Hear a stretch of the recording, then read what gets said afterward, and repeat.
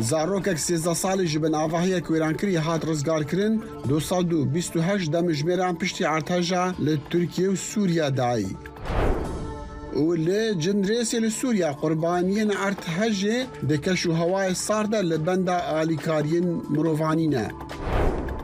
û gelo yasaya çaksaziyê li Herêma Kurdistanê di hevsengiya mûçeyên fermanberên Peya Bilind û yên yasayî ragire.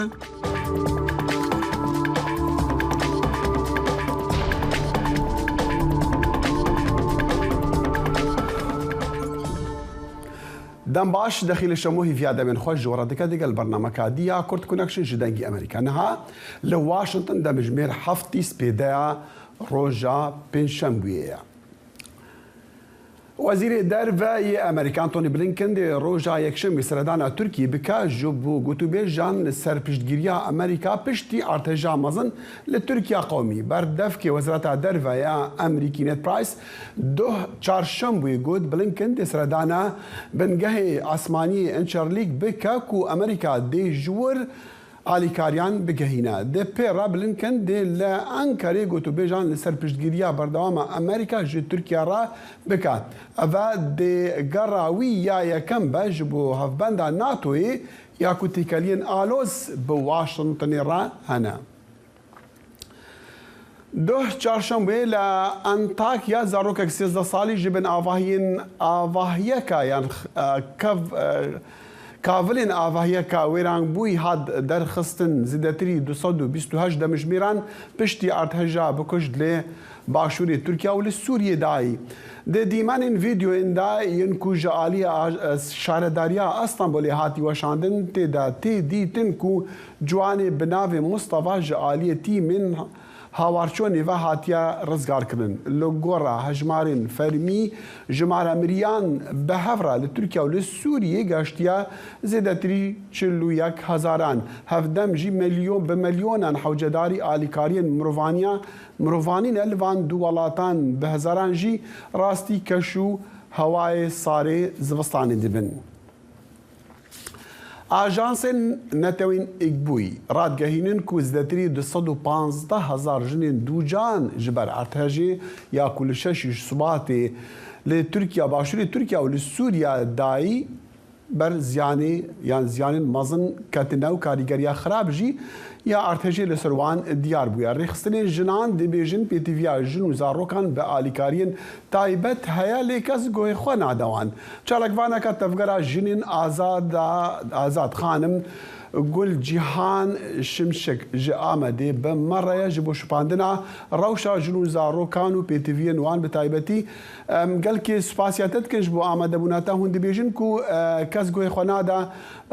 داخوازین جنو زاروکان یعنی او داخوازین تایبت چنا؟ دم باش سریدا سرگلی مسابی براستی اف فلاکت که پرمزنه ده باجر دا پیکاتی اما ایرو هم دبینین پولیتیکاین ذهنیت هم بیجن بابوکسالاری نزبونه که گوری خواه تبدیگره و ده روز فلاکت ارتهج قدیا تازه ایرو هنک ذهنیت AKP MHP دبیجن امی و فلاکت دا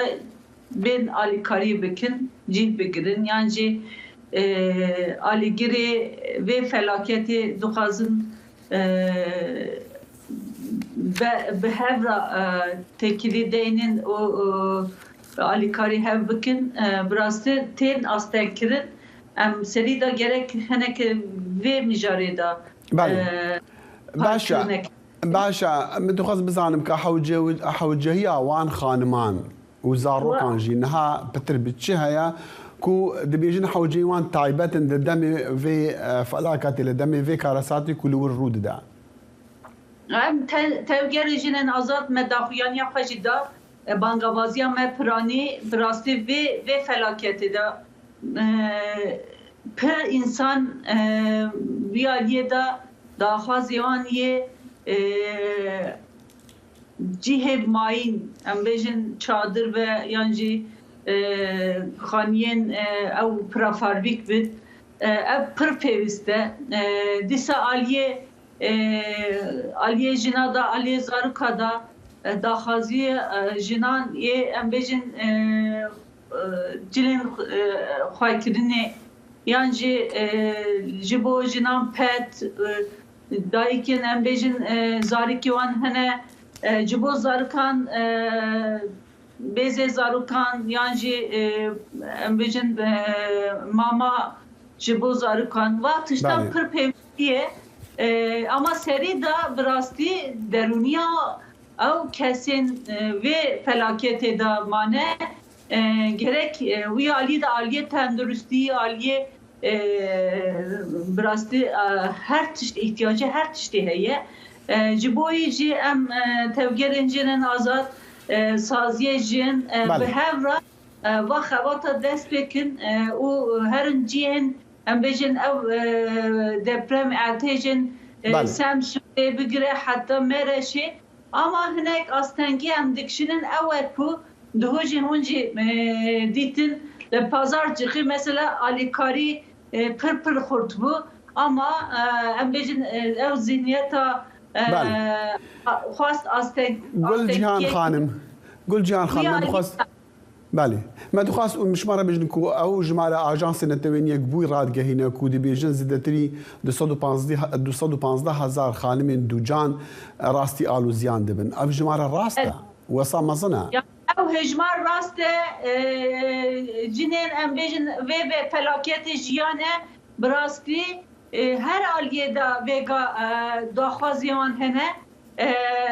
مثلا او جنين حامله و بخواب جنين جين تندرستي براستي پر وياليه دا استنگي كيه يعني جيهن قامبن بي چكرنجي وگا هنك جيهنه جين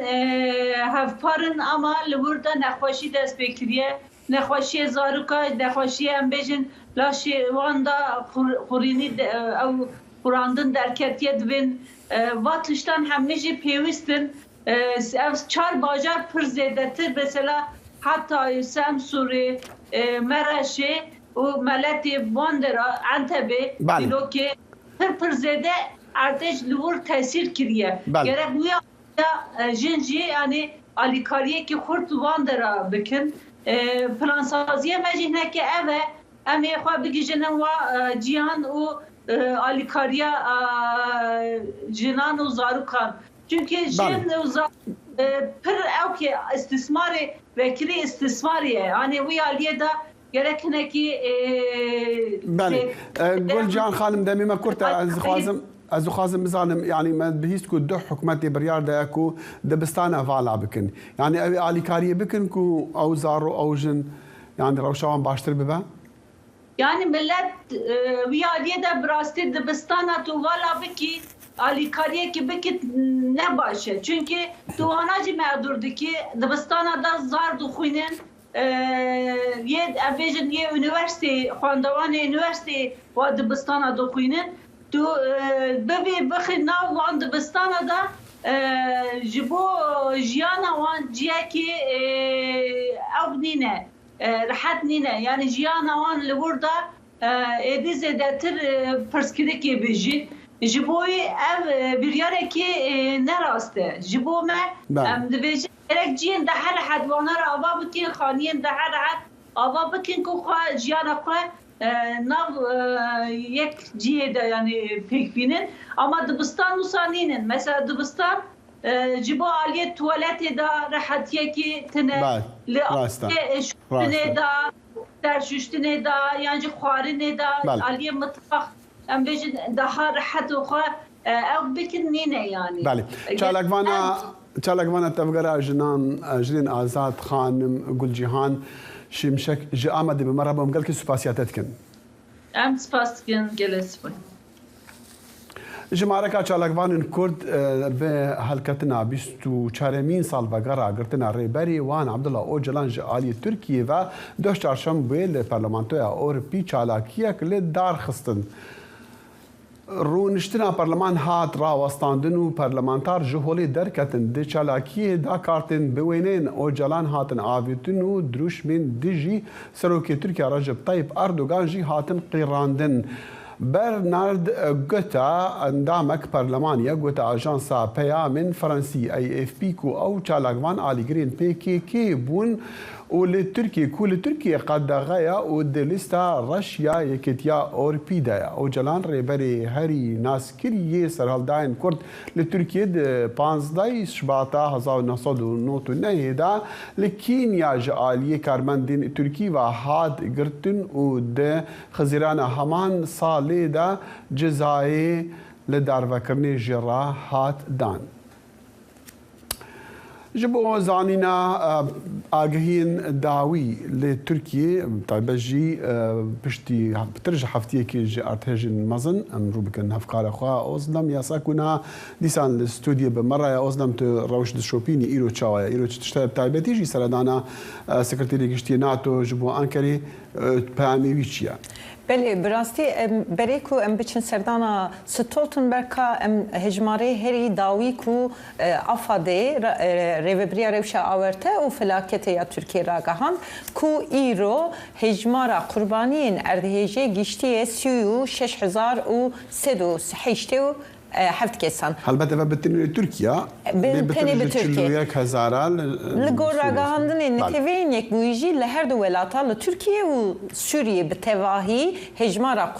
قربانيان مخابن زيادة تري كيلو 1,000 بويا داخل. پیام سکرتری گشتی ناتو جبو انکاری. بله ستولتنبرگ گیشت انکاری پیشی به وزیر درویه ترکیه مولود چاوشوغلو را جوینه کر پیش رژی پرس کنفرانسک هف پار درخستن ستولتنبرگ دازانین کو دوی پرس کنفرانسی دا اردهجا لترکیه و سوریا اردهجا فلاکتا 3 سالیه وکن بناف کر سر ولاتین اندام ناتوی سر ساوی خواه دیار کر هر وها گوت کو ام وقت ناوندا ناتوی بگیشتی و تواهی اندام ناتوی خباتین آلیکاری و پیشوانیه ین به ترکیه ره امی بدومینن هر وقت وکی تزانی ناتوی دیار کربو کو اوی ناوند خانیان ین پرفابریک آوا بکن اوی هلوسی آکار و چاوشوغلو و ستولتنبرگ سردانوی حرمی بکن و آماده‌کاریان کنترل بکن هر وقت نها کو نها ستولتنبرگ بسروکی ترکیه اردوغان رد جوینه کدیه. بله. ما تخواست بحثی هندی بکن کان پیامک هیان و چای کو هندک سازین حکومتی دست بسر ناوندن علی کاریر دکتر سیفدار مدام هم شبو هندی لینها ام هر انجام افکار خوابالین صالح و برکیا لقل رودا وکاندا. خۆش هاتنەوە بۆ لەگەڵ ڕووداوەکاندا بوومە لەرزە گەورەکەی تورکیا هەر تەنها وەک کارەساتێکی سروشتی سیر ناکرێ لە ناو وڵاتەکەدا بەڵکو گەلێک ڕەهەندی تری لە خۆ گرتووە لەوانە گەندەڵی لە بیناسازیدا و هەروەها کردنیشی بە بابەتێکی سیاسی زیاتر لە 130 کەس بە تاوانی کەمتەرخەمی لە دروستکردنی باڵەخانەکاندا دەستگیر کراون لە تورکیا بەڵام سەرۆکی تورکیا دەڵێ زۆربەی باڵەخانە دارماوەکان کۆن بوون. لە ڕاستیدا لە سەدا 98 ئەو باڵەخانانەی داڕماون لەم کارەساتەی ئەم دوایانەدا بەر لە ساڵی 1999 دروست کراون ئەمەش نیشانی بەرەو پێشچوونە لە جێبەجێکردنی ڕێنمایەکانی بیناسازیدا و وەبیرهێنانەوەیەکی شەبەوەی دەبێت پێداگرتر بین لەسەر ئەو ڕێشۆنانە. یەکێک لە کێشەکانی تر لە ئێستادا دروستبوونی جیاوازیکردنیەکی گەورە و ئاشکرایە لە بەرامبەر ئەو ئاوارە سووریاییانەی لە تورکیا نیشتەجێن و داواش دەکرێت بگەڕێنەوە بۆ وڵاتی خۆیان. باسی چی سووریا دەکەیت؟ وەرە و پێشتر یارمەتی هاوڵاتیانی خۆت بدە با سووریەکان بگەڕێنەوە وڵاتی خۆیان ئێمە هەر دەتوانین یارمەتی خۆمان بدەین. ژمارەیەکی زۆری ئاوارە سووریاییەکان لەم کارەساتە سروشتیەدا گیانیان لەدەستداوە و لەگەڵەوەشدا ڕووبەڕووی جیاوازیکردنیەکی گەورە دەبنەوە و هەندێک لە شیکەرەوەش دەڵێن ئەوە کارێکی بە بەرنامەیە دژ بە ئاوارەکان دەکرێت. دکتۆر جەبار قادر پسپۆڕی کاروباری سیاسی تورکیا ڕاستەوخۆ لەگەڵ ڕووداوەکاندایە. دکتۆر جەبار سەرەتا زۆر سپاس دەکەم بۆ ئامادەبوونت. ئەلبەتە ڕەجەب تەیب ئەردۆغان بە پێچەوانەی ئەو ڕاگشتی کە هەیە و ئاماژە بەوە دەکرێت گەندەڵێکی زۆر لە بیناسازیەکانی تورکیادا کراوە، باز لەوە دەکا کە بیناکان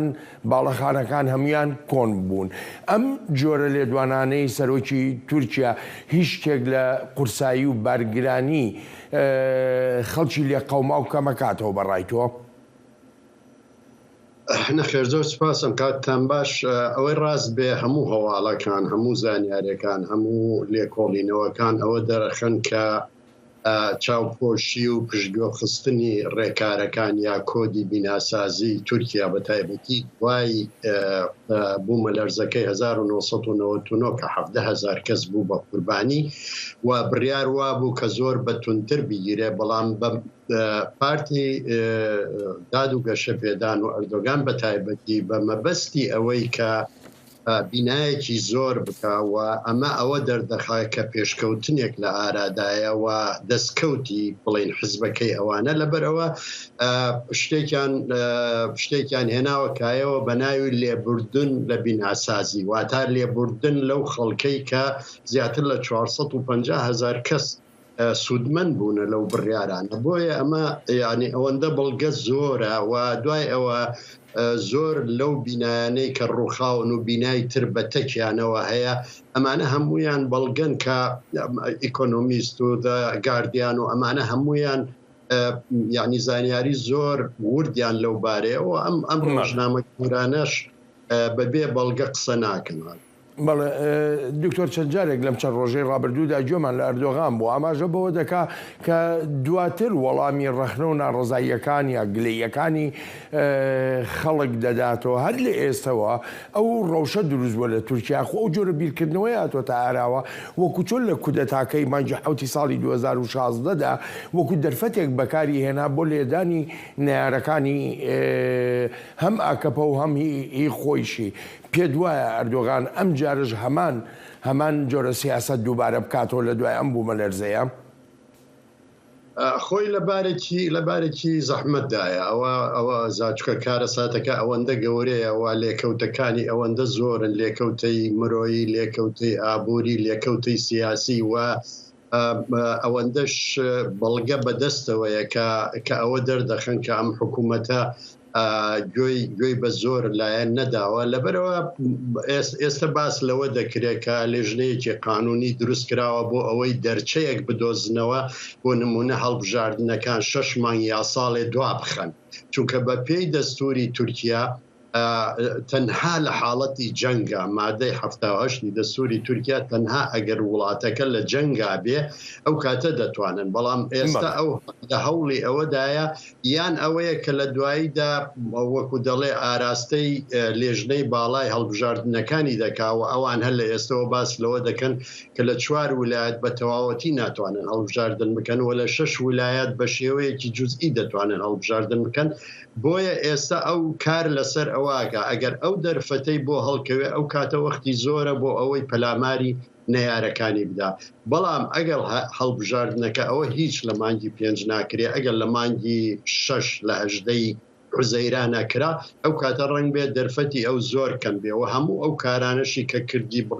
بەرزکردنەوەی موچە خانە نشینی چی ئەمانە هەمووی ئەم کارە ساتە هەمووی خوات هەمووی سووتان واتە سفریەوە. ئێستا ئەو شتێکی نییە پێشکەشی بکاوە، خەڵک زۆر ناڕازیە و ئەوە دەبینرێەوە و لە میدیای جیهانیشە زۆر باسیەوە. کەواتە دواکەوتنی هەڵبژاردن لە بەرژەوەندی ڕەجەب تەیب ئەردۆغان و ئاک پارتی دەبێ. ئەی لایەنەکانی ئۆپۆزیسیۆن ئەو 6 لایەنەی بەیەکەوە کۆبوونەتەوە هەدەپە ئەمانیش لەگەڵەوەدان کە هەڵبژاردن دوا بکەوێ؟ نەخێر ئەمان لەگەڵ ئەوە دانین، بەڵام لایانی ئۆپۆزیسیۆنش بەڕاستی ناتوانێت خۆی وەکو دەڵێ ڕزگار بکاتەوە، چونکە کاتی خۆی کە ئەم لێبوردنە کراوە ئۆپۆزیسیۆنیش پشتگیری و بۆ هەندێک شت ئەگەر گۆڕانکاری بڵین لە دەستورا بکرێت لەو مادەی دەستورا دەربارەی هەڵبژاردنەکان بۆ نمونە کارەساتێکی وا سروشتی بکرێ بە بەڵگەیەکی تر بۆ دواخستنی هەڵبژاردنەکان ئەو کاتە حکوومەت پێویستی بە 2/3 دەنگەکانەوەواتە نزیکەی 400 دەنگی لە پەرلەمان پێویستە کە ئەوەی نییە ئەو 334 دەنگی هەیە لەم حاڵەتەیە ئۆپۆزیسیۆنیش نێوی دەبرێت لەوەی کە پشتگیری لە ئەو قانونانە کردووە لە ئەو بڕیارانە کردووە ئەوانیش بە مەبەستی هەر بەدەستێنانی دەستی خەڵک چووکە ئاخر جار لە ساڵی 2010 بوو لە بۆ هەڵبژاردنەکانی 2010 بوو و لەو کاتەدا ئەردۆگان بە مەبەستی بەدەستێنانی دەنگەکان ئەو بڕیارەی هێنایەکایەوە و ئۆپۆزیسیۆنیش لە ترسی ئەوەی دەنگی خەڵک لە دەست نەدا ناچار بوو پشتگیری. دکتۆر هەروەکو لە ڤیددیۆکانیشدا بەر کەمێک بینیمان ئێستا کێشەی ئاوارە سووریاییەکان دروست بووە ئاوارەکانی سووریا یاری جەختێکی زۆر دەکەنەوە لەوەی کە سوکایەتیان پێدەکرێت تەنانەت بە دزیکردن و تاڵانیکردنیش گوناهباریان دەکەن هەندێک ڕاهەیە کە دەگوترێ ئەمە شتێکە بە بەرنامە دروست کراوە ئەوە ئەو دژایەتیکردنەی ئاوارە سووریایەکان بە تایبەتی لەلایەن خەڵکەوە هەندان هەیە لە پشتیەوە وایە دکتۆر؟ بەڕاستی کۆمەڵە زۆر زانیاری هەیە لە زۆر تەنانەت لە نێو ئاوارەکانە کە دەڕۆن دوای ئەزانن کە ئەمانە سوورین بە شەو دێن پێیان دەڵێن دەبێت ئێوە ئێرە بەجێ بێڵن تەنانەت هەندێک سووری کەمپی تایبەتیان بۆ ئاوارە سووریەکان کردوێتەوە چونکە ئەوەش پێم وایە بە ڕەزامەندی دەوڵەتە چونکە پێیان وتون کە ناکۆکی زۆر دروستە بێەوە ئەمە کێشە دروستەکە و ئەوش ئەبێ بە بەڵگەیەک بەدەست نەیارەکانی بەڵام بەگشتی ئێمە دەزانین ماوەیەکی زۆرە جۆرێک لە ناڕزایی بەرامبەر ئەو ئاوارە سووریانە لە تورکیا بڵاو بووەتەوە و خەڵکەکە ڕنگ بێ بەشێک لە میدیای شەوڵی ئەوە بدا کە زەحمەتی ئابوووریەکان و زەحمەتیەکانی ژیان لە تورکیا بەشێکی زۆری بەهۆی ئەم سووریانەوە چکە ئەمانە بە هەرزانتر کار دەکەن و ئەمانە جێگەی تورکەکان دەگرنەوە و کۆمەڵێک بڵێن خزمەت گوزاری هەیە ئەمانە لی سودمەند دەبن بۆیە هەستێکی گشتی دروست کراوە لە دژی سووریەکان و لێرشدا ڕنگ بێز ئاوارەیەکی سووری بەشداری کردبێ لە تاڵانیدا کە ئەوە بووە بە کولتوری ئەو ناوچەیە بەداخەوە بەڵام ئەمە بە مەبەست گەورە کراوەتەوە یا منیش پێم وایە ڕنگ بێ هەندێ هێز نازانم ئەو هێزانەکیان بەڵام بۆ حکوومەت بۆ خۆی لە قازانجیان نییە کە بڵێ لە پشتی سیناریۆیەکی وادێ بەڵکو ئەمە لە قازانجی ڕنگ بێ هەندێ هێزی ئۆپۆزیسیۆن یا هەندێ هێزی زۆر تونڕەوی تورکیا. بەڵێ دکتۆر یەکی لە پرسەکانی تر ئەوەیە پشتیوانیەکی نێونەتەوەی گەورە لە تورکیا دەکرێت داهات و کۆمەکێکی ئێجگار زۆر پێشکەش بە تورکیا کراوە ئەمە دەبێتە یارمەتیدەر بۆ سەرکەوتنی ئەردۆغان لە هەڵبژاردنە؟ ڕاستی لێرەدا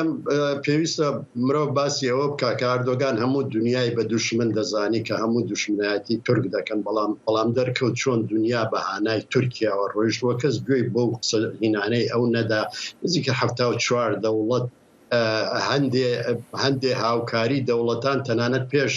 پێش دەوڵەتی تورکیا گەیشت بە ئاوارەکان لە وڵاتەی کە من لێ دەژێم دوێنە لە پرۆگرامێکی نزیکەی 90 ملیۆن ئیرۆ خەڵک 10 ملیۆنی هی حکوومەت بوو ئەو یتری هەمووی هی خەڵک بوو و ئێستش هێشتا بەردەوامە کە ئەو بە خەڵکی ئەم وڵاتەی دەوت ئاوت ئەمانە نەوەی نازیەکانن ئەمە بەسم ئەوەیە کە دنیای خاوەن شارستانی و دنیای پێشکەوت دنیای مرۆیی ئەوەی هەستێکی مرۆیی هەیە هەموو زۆر بە سۆزەوە ینی لەگەڵ ئەم قوربانیەکانی ئەم کارەساتە مرۆیە هاوسۆزی خۆیان دەربڕی و ئەوەی پێی کرا چەندێ پێی کرا یارمەتیداوە دەیان سەدان کەمپینی کۆکردنەوەی هاوکاری و یارمەتی لە ئارادایە بەڵام کارەساتەکە ئەوەندە گەورەیە ئێستا هەندێ سەرەتایی وەکو دەڵێ خەمڵاندنی سەرەتایی باس لە نزیکەی 84 تاوەکو 100 ملیارد دۆلار زەرەری ڕاستەوخۆیە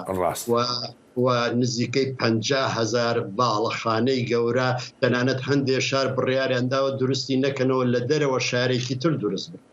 ئەوەی بڵێ ژێرخانی ئابووری ڕێگە و بانە کارەبایە ئاوە ئەمان هەمویان زیانێکی زۆریان پێکەوتووە لەبەر ئەوەی ئەو پروپاگەندەیەی کە ئەو باسی دەکا بە ساڵێک دەتوانن ئەمە چاک بکەنەوە ئەمە قسەیەکی زۆر خەیاڵیە و پێم وایە تورکیا بۆ چەند ساڵێک بە لێکەوتەکانی ئەم کارەساتەوە پەناڵێنێ و بەردەوام دەبێت. دکتۆر جەبار سوپاس و پێزانینم بۆ بەشداریەکەت زۆر سوپاس دەکەم. ئەلبەتە ئازیزانم سوپاسی پایانم بۆ ئێوەی خۆشەویستە کە تا ئێستا لەگەڵماندا بوون تا هەفتەی ئایندە و لەگەڵ ڕووداوێکی نوێدا ڕێز و خۆشەویستی بەڵێن ساڵح پەسەند بفەرمونون. سپاس بەڵێن پێتر ji heftiyekê piştî artêşa li Sûriyê û li Tirkiyeyê bajarokê Cendrîsê ku di bin destê çekdarên opozîsyonê de li Bakurê Rojavayê Sûriye li ber xwe da û di keş û hewayê sar de rûbirûyî zehmetiyan dibe û xelkê wê jî hewcedalî alîkariyên mirovanî ne ku hêşta parawan ji alîkariyên nêfneteweyî negihiştine. دوای زیاتر لە هەفتەیەک لە بوومەلەرزە هێشتا خەڵکی لێ قەوماوی شارۆچکەی جێندێرسی باکووری ڕۆژاوای سووریا کە لەژێر دەسەڵاتی ئۆپۆزیسیۆندایە هیچ هاوکاریکی نێودەوڵەتیان پێ نەگەیشتووە. ئەم شارۆچکەیە شوێنی ململانی سیاسی نێوان ئۆپۆزیسیۆن و سووریا کاروانی خزمەتگوزاری وڵاتانی زیاتر ڕووی لە تورکیا و هەندێک ناوچەی سووریا کردووە. خەڵکی ئەم شارۆچکەیە لەو سەرمایە هێشتا بێجێگە و شوێنی حەوانەوەن. كان عندنا في 3900 عالم 3900 خێزان زیانیان بەرکەوتووە و شوێنی نیشتەجێبوونیان نەماوە. 270 خانوبەرە بە تەواوەتی تەختی زەویەکە بووە. 1000 خانی دیکەش زیانیان بەرکەوتووە. 3900 خێزانمان هەن بێ شوێنی حەوانەوە. لە ڕۆژی نۆهەمەوە دەساتە خۆجیەکان و هەندێ ڕێکخراوی نێوخۆیی کۆمەکیان کردوین. خەڵکی ئەم شارۆچکێ بەنێو خانووە ڕووخاوەکانیاندا دەگەڕێن هەر خۆشیان لە خەمی ئەوانەدا بوون کە لەژێر دار و پەردووی خانۆکاندا بوون. ئەم باوکە لەو سەرما کوشندەیە خەمی منداڵەکانێتی.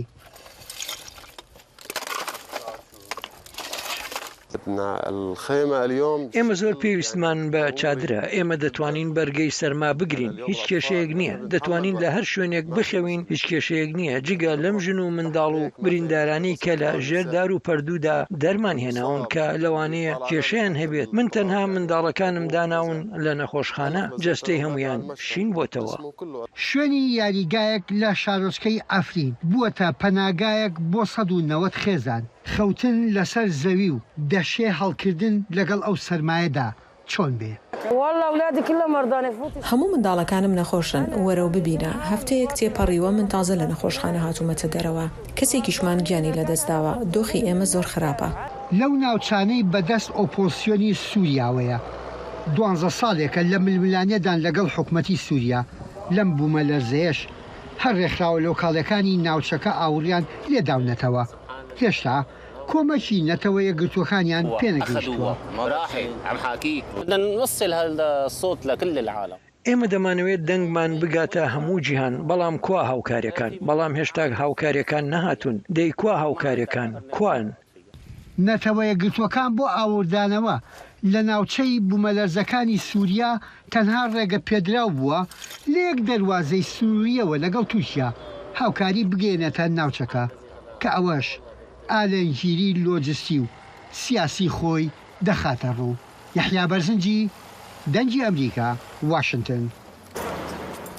بە سەدانە ئەندامên civatên Tirkiya û Sûriyê li Berlînê doh çarşembeyê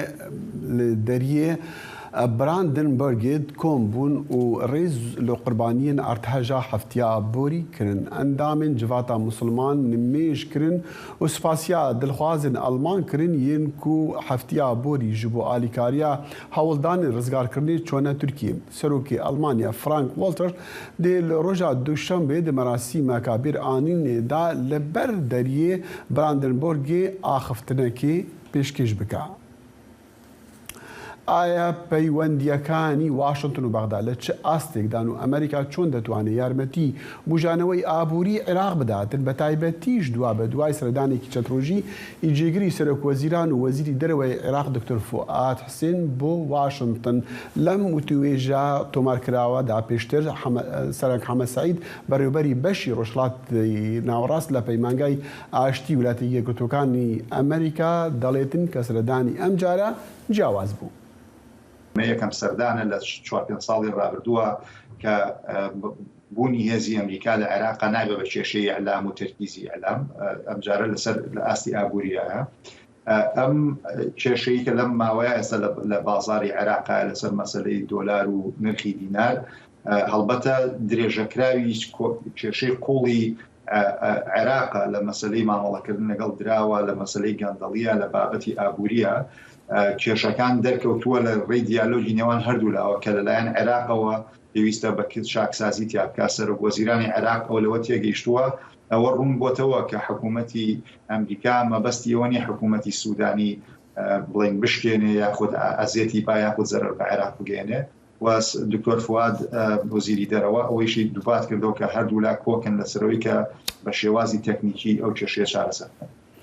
باشە لەسەر ئاستی ئابووری کە جنابت پێت وایە سەردانێکی جیاواز بوو چونکە زیاتر ئەوەی وەکو بڵێ بەڵێنی ئەمریکیەکان بۆ پشتیوانی عێراق لە ڕووی ئابووریەوە بابەتێکی گرنگی ئەو سەردانە بووی. ئەمریکا ئێستا دەتوانێت چی بکات؟ ئەمریکا کە پشتیوانی عێراقەکە لە شەڕی داعشە و مەسرەفی ئەوە ئەکێشێمە ئەرکێکە لە کۆڵ بودجێ عێراق بۆتەوە کە ئەمریکا فشارە خاتە سەر عێراق بۆیی کە پابەت بێ بۆ سزایانێکە خستوێتە سەر ئێران بۆیی کە عێراق سوود لە گازی سروشتی خۆی وەربگرێ ئەمە ڕاستە فشارە بۆ سەر عێراق ڕاستە سزایە بۆ سەر ئێران بەڵام عێراق ئەکرێت لە ڕووی ئابووریەوە ئیستیفادەی لێ بکات بۆ ئەوەی کە سەربەخۆیی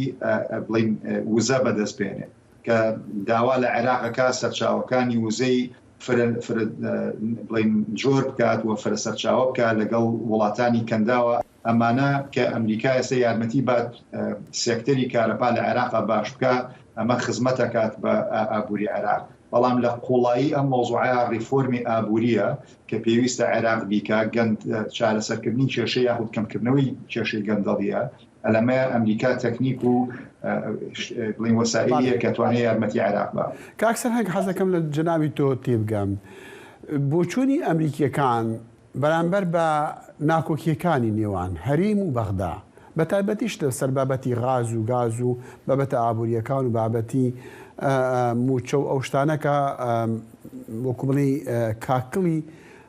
کێشە ئابووریەکانی عێراقن؟ بەڵێ کێشەی نەوت و گاز لە 20 ساڵی ڕابردووە کێشەیەکی قوڵی نێوان هەرێمی کوردستان و بەغدا بووە لەو مەسەلەیە و لە مەسەلەی هێزی پێشمەرگە و لە مەسەلەی ناوچەجێ ناکۆکەکانیشە ئەمریکا دەخوازێت کە هەرێمی کوردستان و بەغدا بگەنە سازانێک کە ئەمە لەفانە بە ویستی ناوخۆیی عێراق چارەسەر بکرێت ئەمان لەو کاتانی کە پەیوەندیەکان تەنگژە بێت تەنگژەی تێکەوێت ئەمریکا وەکو نێوەن گیرێک ئەچکێتە بێنن و یارمەتیان بە دیالۆکەن ئەمریکا ڕێیەکی وای نییە بڵێ ئەبێ بەم شێوەیە بێ ئەو ئەخوازێت سازانێکی ناوخۆیی ناو عێراق ئەمە چارەسەر بکە بۆیە تەشجیعی ئێستا حکوومەتی تازای عێراق کات کە یاسای نەوت و گاز بڵین سازان لەگەڵ حکوومەتی هەرێمی کوردستانە تێپەڕێ لە بودجێ ڕێکەوەن لەو مەلەفانی تریشە ڕێکەوە. ماوەیەک بوو یان تا ڕادەیەک ژیمان لە نیگەرانیەکانی واشنگتن دەبوو بەرامبەر بە عێراق و سیاستەکانی عێراق و سیاسەتی دەرەوە عێراق بە تایبەتیش بێژگەلەوەی کە ئەو دۆلاری ئەمریکیە وە کێشەی دینار و ئەو شتان هەبوو و دۆلاری ئەمریکی زۆر چووە ناو ئێران گەشتە ئێرانش دیسانەوە رووسیا کە کەمپانی رووسی ئێستا لە بەغایەوە عێراق پارەیان پێدا ئەمە تا چەندێک کاریگەری خراپی هەبووە لەسەر پەیوەندیەکانی بەغا و واشنگتن؟ پێم وایە لە سایەی ئیداری ئێستەی ئەمریکایە ئەو فشارە نەخراوەتە سەر عێراق کە هەڵبژێرەیە ئێمە هەڵبژێریا لایەنێکیکە ئەمریکا کۆمەڵێک داواکاری هەیە لە بواری سزای کە خستوێتێ سەر رووسیا و سەر ئێران داوا لە عێراق کات کە ئەو سزایانە عێراق پابەند بێ پێوە و عێراقیش ڕایگەیاندووە کە بۆ پاراستنی سێکتەری بانک و ئابووری و دامودەستگاکانی خۆی ئەو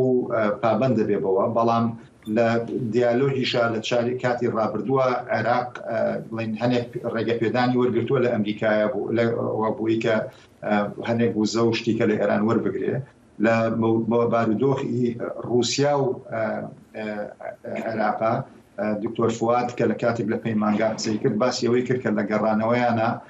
لەگەڵ رووسەکان قسە ئەکەن کە چۆن لە وڵاتی تر وازیان لە پارەکەیان هێناوە لە کاتی ئێستا لە بنکە و بەڵام لە داهاتووە کە ئەم ئاڵۆزیانە ڕەوینەوە ئەو کاتە پارەیان باتێ ئەنێ عێراق لەگەڵ هەردوو لایەنە قسە ئەکا ئەمریکا سیاسەتێکی ڕەشوسپی نەسەپانەوە بەسا عێراقا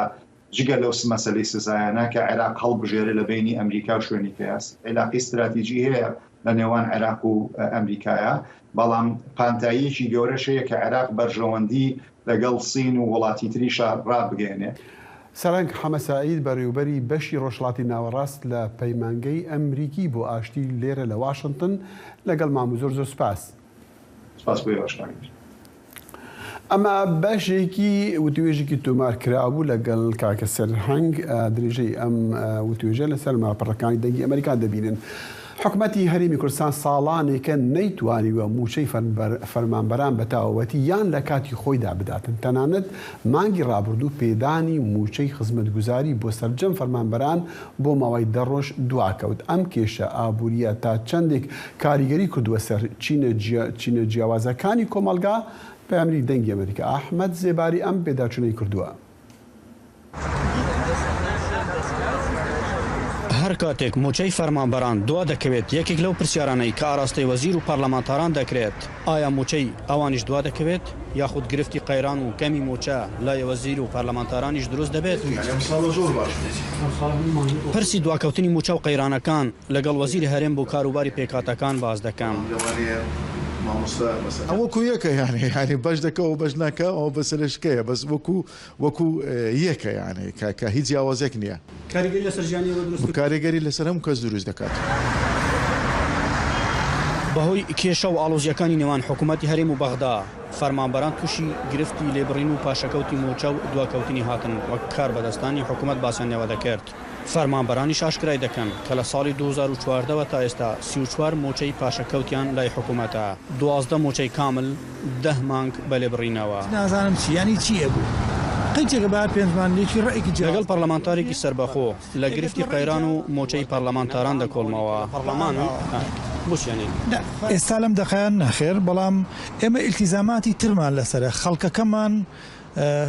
ینی بەداخەوە بەدەستم حکوومەتەوە برسی کراوە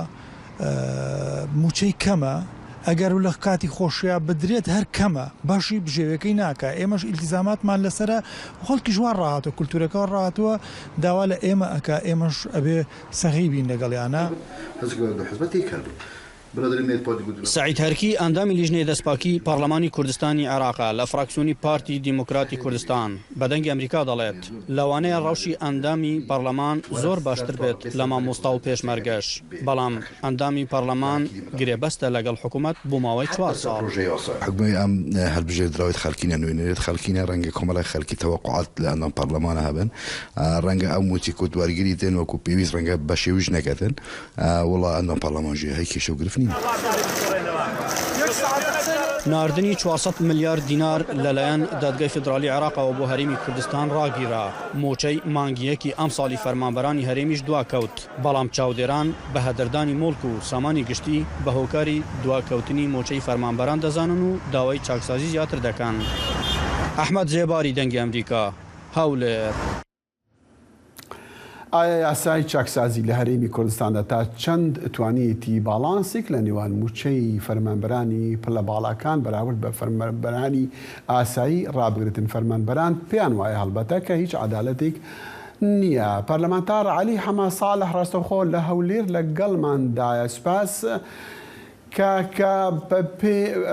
بێگومان باڵانس لە نێو موچەی فەرمانبەرانی باڵا لە حکوومەتە و ئەوانەی ئاساییدا نییە یاسای چاکسازی باڵانس ڕدەگری وە چۆن؟ سڵاو ڕێزم بۆ جەناب بۆ بیسەران و گوێگرانی دەنگی ئەمریکا. طبعا یاسای چاکسازی باسی موچە ناکە ئەو موچانەی کە هەیە بە یاسا بەڵکو باسی ئەو موچانەیەکە نایاسایی تەرخان کراون و باسی موچەی خانەنشینی پلە باڵاکانیشی تەیە بۆ کەمکردنەوە. بە دڵنیاییەوە پێشتر پەرلەمانتارێک ئەگەر ساڵی خزمەتی هەبێت یان نەیبێت، ئەگەر دکتۆرای هەبێت یا خوێندەواری نەبێت، هەر بە 6,400,000 ئەبوو ئەم جارە ڕێک خراوەتەوە بە پێی تەمەن و ساڵی خزمەت لە 1,800,000 تا 4 ملیۆنی شەڕوات. بەڵام یاسای چاکسازی دەستی بۆ زۆر بابەتی گرنگ بن، بەڵام ئەوەی گرفت بوو کە جێبەجێ نەکرا. بۆ نمونە لە کوردستانە هەزاران کەس بە پلەی لیوا، عەمید، عەقید، پلە جۆرا و جۆرەکانی سەربازی خانەنشین کراون بەبێ ئەوەی هیچ خزمەتێکی سەربازی حەقیقییان هەبێ. لە یاسای چاکسازی ئەمە دیاری کرا کە لا ببرێت لا نەبراوە. چەندین کەس، سەدان کەس بە پلەی وەزیر، بریکاری وەزیر، بەڕێوەبەری گشتی تا ئاخیر ڕاوێژکار خانەنشین کراون بەبێ ئەوەی خزمەتی وەزیفی حەقیقییان هەبێ. ئەمە ئەبووە چاکرا خەڵک هەیە بۆ دزی ڕۆشتووە، مەسەن لەسەر دیوار فیشێکێکیان پێوەناوە کوشتویانە کردویانە بە شەهیدی سەنگەر 3-4 ملیۆن دینار وەرەگرێ، 3 ملیۆن دینار وەرەگێ بە ناوی شەهیدی سەنگەرەوە، هەیە ینی شەهید نییە و کراوە بە شەهید. هەموو ئەمانە و زۆر بابەتی خانەنشین چاکسازیە هەبوو، بەڵام بەداخەوە تاوەکو ئێستا قانونەکە بەتەواوی نەچۆتە بواری جێبەجێکردن. بۆ نەچوتە بواری جێبەجێکردن؟ ئەوە کێشەکە، چونکە ئێمە دەزانین ئەم بابەتی کە تۆ باسەکەی جددی نییە، بۆ زۆر کۆنە. بەڵێ فەرموو. بۆ نمونەی بەسیتی بۆ باسەکەم، ساڵونی و زیاترە بێ هەموو ئەوانەی بە پلەی وەزیر و بریکاری وەزیر و تا کۆتایی کە خانەنشین کراون و ئەو خزمەتیان نەبوو، هاتە وەزیر نەبووە، بە وەزیر تەقاوت کراوە، بریکاری وەزیر نەبووە، وەزیر تا ئێستا موچەکەیان نەبڕاوەیان. باشە ئەوە ناو هەر حکومەت ئەعلانی بڕینەکەشی نەکرد. دەزانم هەندێک لایەن حتا لیست و ناوەکانیان هەیە لە لای هەندێک لایەنەکان و بڵاو کراونەوە. باشە چی ڕێگری لەوە دەکە کە ئەم یاسایە یان ئەمانە نەمێنن، یان یاسای چاکسازی جێبەجێ بکرێ بۆ ئەوەی ئەو پارە ینی ڕێگری نییە. دوو کەس لە کوردستانە یاسا حکومەکەن، سەرۆکی حکومەتە و جێگری سەرۆکی حکومەتە. ینی مەسەن بۆ نمونە کە یەکەی 70 ناکرێتەوە خەڵکی بازار نییە ینی ڕێگریان لێ بکە، بەڵکو پارتی وێکێتیە ینی کە زەوی ئەبرێت و 100 ملیۆن دلار زەوی بە ناوی چی وەبرێ خەڵکی بازار نییە بیبە، لوتکەی دەسەڵاتە لە هەردوو لای بە. ئەوەی ئەکرێت لەسەر کوردستانە لە مەرزەکانەوە بۆ زەوی، بۆ گرفتەکانی دۆسیەی نەوت، بۆ چاکسازی لە موچە، بۆ خانن، هەر لوتکەی دەسەڵات کردوویەتی لە هەردوو لە. باشە لە یاسای چاکسازی دەشتێکتر هەیە بەوەی کە دەرماڵە و ئیمتیازات پێدەڕێن. ئەمە تا چەندێک بڕاوە یان کەم کراوە بە تایبەت بۆ دەستگاکانی حکوومەت؟ زۆر باسی پێداچوونەوەی کرێت، بەڵام بە وردەکاری نییە پێت بەزین چۆنم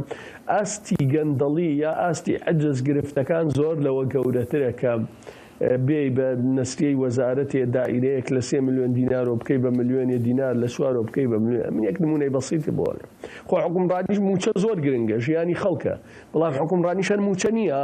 خەڵک ئاوی خواردنەوەی پێویستە، کارەبای پێویستە، پەروەردەی پێویستە. من دووسێ نمونەی بەسیت بۆ جەنابێنمەوە.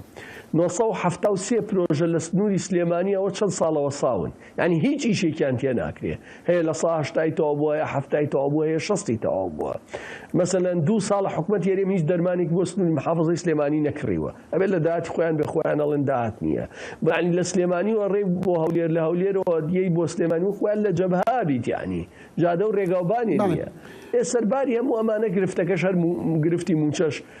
وەکو خۆی بەردەوە. باشە کاک عەلی جەنابت بڕیارت داوە کە موچەی خۆت وەرنەگری، ئایا هۆی ئەوەیە کە ماوەی پەرلەمان درێژ کراوە و خۆت و نەکەر خۆت ئەندامانی تری پەرلەمان بە شەرعی ئێستا شەرعیەتیان لێ وەرگیراوە بەڕای جەنابت؟ بەڵێ طبعا من لە یەکی یانزەوە نەچوون بۆ بینای پەرلەمان، ڕاستە بەردەوام لە کاری پەرلەمانتاری بە دوواداچوونم بۆ گرفتی خەڵک کردووە. ڕەنگە خۆم بە شایستەوە موچە نەزانی بێ، وەکو هەستێکی نیشتیمانیش، هەستێکی ئینسانی، هەستێکی ئەخلاقی پێم وا بووە ئەو ماوەرم نەگرتووە، بەخشیومە بە قوربانیانی ڕۆژئاوا و باکوور، بەڵامی تر ئێمەش ئەبێ لە یەک دوو مانگیاندا خۆمان یەکلایکەین.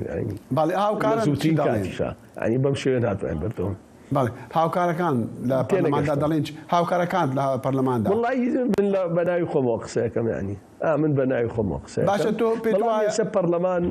بۆ زانینیت یعنی بەدەر لەمە منەمێ شتێکە پێ بڵێم من ڕەنگە بەشێکی پەیوەندی بۆ ئادەی تەواوبوونیوانەوە بەشێکی پەیوەندی بەو حاڵەتە نەفسیەوە هەیە کە خۆم ینی من پێش یەکی یانسەش هەر تاڵ بێتاقەت بووم یعنی دەیان دۆسەی گەندەڵی لەسەر زەوی لەسەر بەڕوونی لەسەر قاچاقی کۆکەیتەوە لەسەر عقدی خرا لەسەر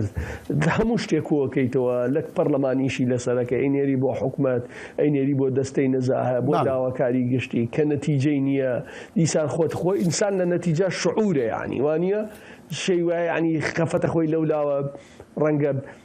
ئافرەتێک چوار هەتیوی لەسرە پارچەی حەپێ پێی ناکرێ لەولاوە مناڵێک بەرپرسێک زەویەک یە بەنای پرۆژەی نیشتە جێبوونەوەی بای 100 میلیۆن دۆلارە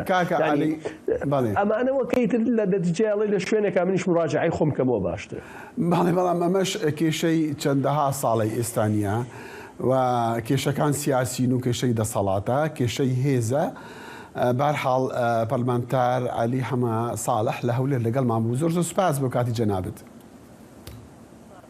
سپاس بۆ ئێوەش سپاس لە جام ئێزدیان ئیرۆ ڕۆژە پێشەمبووی جەژنا خدر یاسەوێ ڕۆژێ توروتب عین تایبەت دکن کاوە عومەر سەردانە ماڵباتێکی کرێ و ئەفراپۆرت هەناردیان سەرچاوێم جەژنا خەدەر ئیلیاس li giş deverên êzdiyan bi rê ve çû vê rojê de xelek cejna hevdû pîroz ken û taybet awarên şengalê ew ên di nava kempan da jiyana xwe bene ser. Cejin li cemwan rojeka pîroz e. Idgel hatina cejna Xedir Elyas ewan bîriya şengalê kiriye û rojanên cejnan li şengalê. Çiye vê îdê çê bika vê îdê bika ez îda hemû ka pîrozî dikim. از عيدا ازديت خارج الداخلي عراقي الكمبال بنفان نايلون هذا بلنغاز از عيدا همو كابيروزيتكم همو الدلب كلن رب العالمين بكا ابساغي بسلامتي افيت ما ادقرتي الدست داعش دا بساغي بسلامتي وقري بيروزيا في ججني قلقا الباما ازديا بيروزيا ويتشيا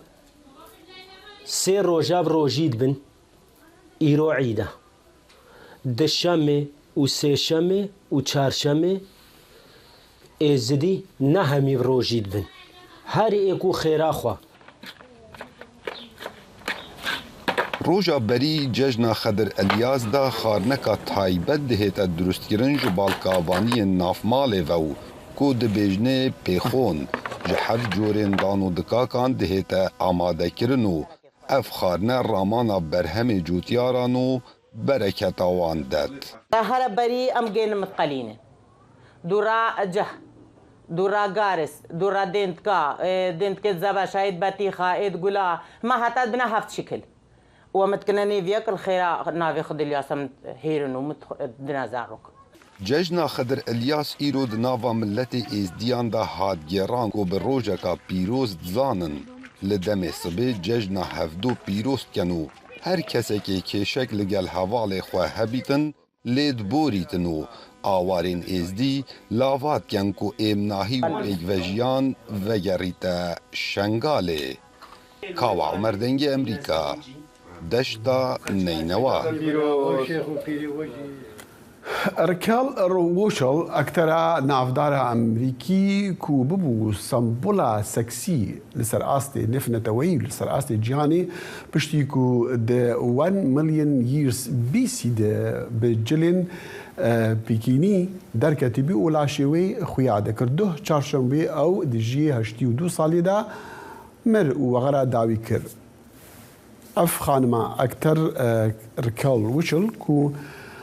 مرناوي بناوي يعني بدوي بريفابري كاورباري نوي هات جوتن بجبو اجانس فرانس بريس ئەو دەبێژە و خانم ڕکەڵ بە ئارامی وەغەر کرد ڕکەڵ ڕۆلێ سەرەکی دسێ فلیماندا لە ئیستیا و دێ پێنجی خەلەکن تەلەڤیزیۆنێدا لێدمینە فلیمێویە بناوێ ملیۆن ساڵ بەری بوونە مەسیحی کاری هەری ناودار ji ber wê derketinavê niha ev xelek li ber wê nêwê li ber stêra ku li Los Angelesê tê hatî danîn ji bo wê wêneyê wê jî digirin li wî bajarî ji bo rêzgirtinê li wê helbet weka me gotî ku ew dimîne yek ji ekterên herî navdar ji ber rolê wê di wê filmî da û çend xelat jî bêguman wergirtîne. Em tên dawiya bernama îroya Kurt Connection heta roja yek şem wê her şad û bextewar bin û Xuda hafiz.